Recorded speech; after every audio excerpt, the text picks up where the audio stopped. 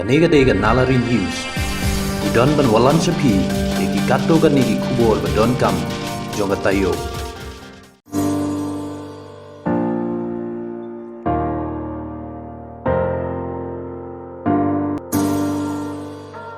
Rai halong beriman beliau Iaka tungin tingkai lauren yang benang penting kumpang ngitip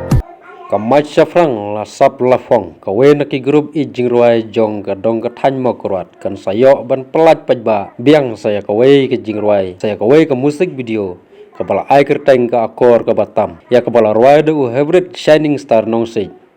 full nong se shanti ai marwen na ka sinong morang lang bat la tho bat pinbit pinbiang pat ya kane ke jing ruai de ubralin lengkhoi na ka sinong moten ya kane ke musik video on supply Paitbah akalai Tarik mentau benai kesini sajan Haka pon riwaje jenmit Haka Maitshaphrang Lasap Phong YouTube channel kumta nakaliang ka Maitshaphrang Lasap Phong kapan kejing yarap naki Paitbah bakin ai kejing kersan lem ya kane ke video kaban supply sian te nakaliang jongi ke grup Maitshaphrang Lasap Phong isngau banai Pyllait ikino kersan kibalaju kersan ini berabor met bermesem te nakaliang jong ke grup jongi hasen supply no ya ke music video ke bakerteng akor ke batam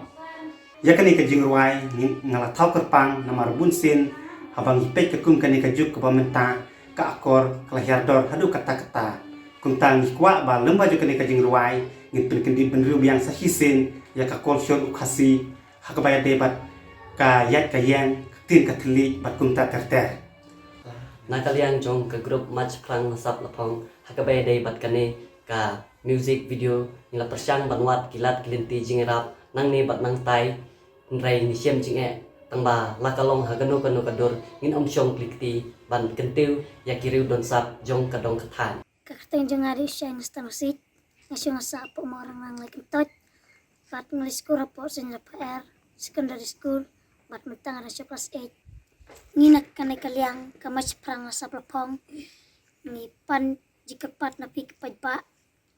bapinik kersan lem ya kani ka video channel jungi kapag kerteng akor ka batam